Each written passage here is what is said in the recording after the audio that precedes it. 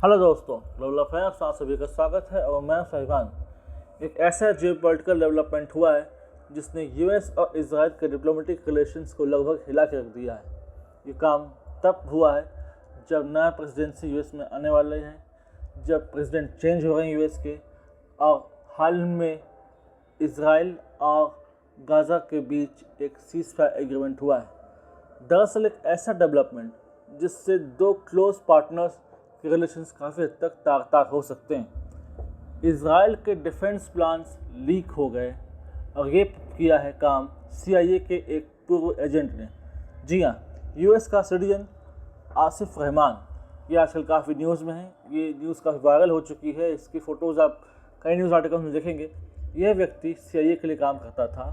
CIA जो US की top secret agency है, जो कि इजराइल के साथ काफ़ी ऑपरेशंस मिलजुल के करते हैं और यूएस और इजराइल क्लोजली कॉन्वेंस के थ्रू ऑपरेशन करते हैं हर जगह, और ख़ासकर गाज़ा सीरिया रीजन में।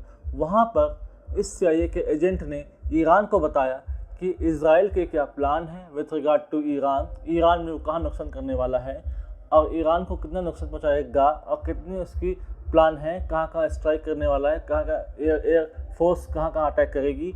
तो ईरान ने जैसे इन्फॉर्मेशन ईरान को पता चली तो ईरान ने पब्लिकली इसको बताया। उन्होंने प्रेस कॉन्फ्रेंस करी, दुनिया भर का मीडिया आया, उन्होंने मीडिया के सामने ये बताया कि देखिए, हमें पता है इजराइल क्या करने वाला है, हम जानते हैं इजरायली के प्लान क्या है, इजरायली गवर्नमेंट के प्लान क्या है, इजराइल हमें कहाँ नुकसान पहुँचा सकता है, इसलिए हम पब्लिकली ये बताते हैं। इजरायली गवर्नमेंट शॉक्ड हो गई कि कैसे इजराइल के टॉप सीक्रेट प्लान्स ईरान को पता चले, वो भी तब जबकि सिर्फ यूएस और इजराइल को पता था कि क्या होने वाला है इजराइल के द्वारा और क्या इजराइल के प्लान से इजराइल क्या करने वाला है। दरअसल सब कुछ तैयारी हो गई थी। Israeli government, Israeli air force, Israeli defence forces तैयार थी कि कैसे वो स्ट्राइक करेंगी, क्योंकि ईरान को लेकर इजराइल के बड़े प्लान थे। उनका प्लान था कि वो सब्सटेंशियल नुकसान पहुंचाएंगे ईरान को, उनके डिफेंस एपरेटस को, उनके न्यूक्लियर इंस्टॉलेशंस को, ताकि काफ़ी नुकसान और क्षति ईरान को पहुंचे, क्योंकि ईरान अपने प्रॉक्सीज के थ्रू उस रीजन में काफ़ी परेशानी पहुंचा रहा था इजराइल को। तो इजरायली गवर्नमेंट ने प्लान बनाया कि ईरान को नुकसान पहुँचाएँ, लेकिन उसके पहले ही ईरान को सारे डिटेल्स पता चल गए और उन्होंने ये बातें लीक कर दी। इससे काफ़ी कॉम्प्रोमाइज़ हुआ इजराइल का ऑपरेशन। इजराइल अपने ऑपरेशंस को लेकर, अपने प्रिसिजन को लेकर, अपने एक्यूरेसी को लेकर और अपने प्रोफेशनलिज्म को लेकर चला जाता है, लेकिन इस चीज़ ने काफ़ी नुकसान पहुंचाया इजराइल डिफेंस फोर्सेस के प्लान्स को।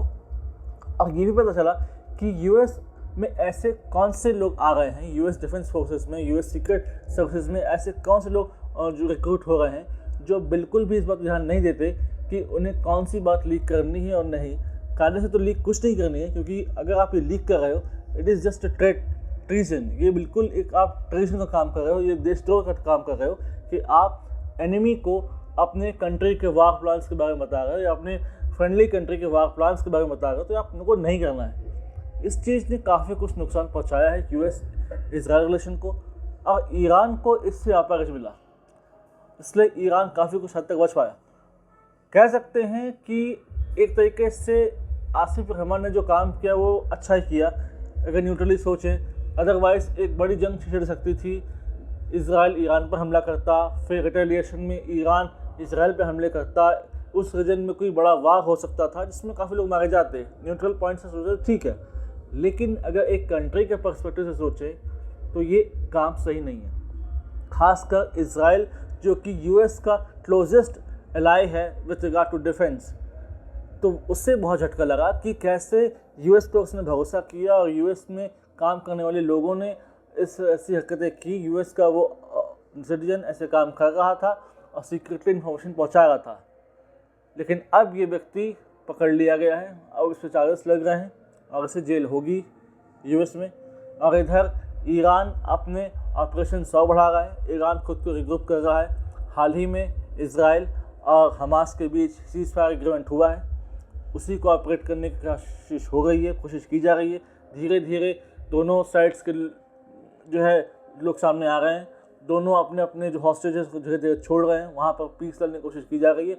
लेकिन ये डेवलपमेंट काफ़ी शॉकिंग थी, कम से कम इजराइल के लिए तो बहुत शॉकिंग थी, क्योंकि वो लोग बिल्कुल होश फाख्ता हो गए कि कैसे ईरान को एक्यूरेटली द पॉइंट पता चल गया क्या प्लान थे इसराइल के, क्या प्लानिंग कर रहा था इसराइल, कितने नुकसान हुई इसराइली प्लान को।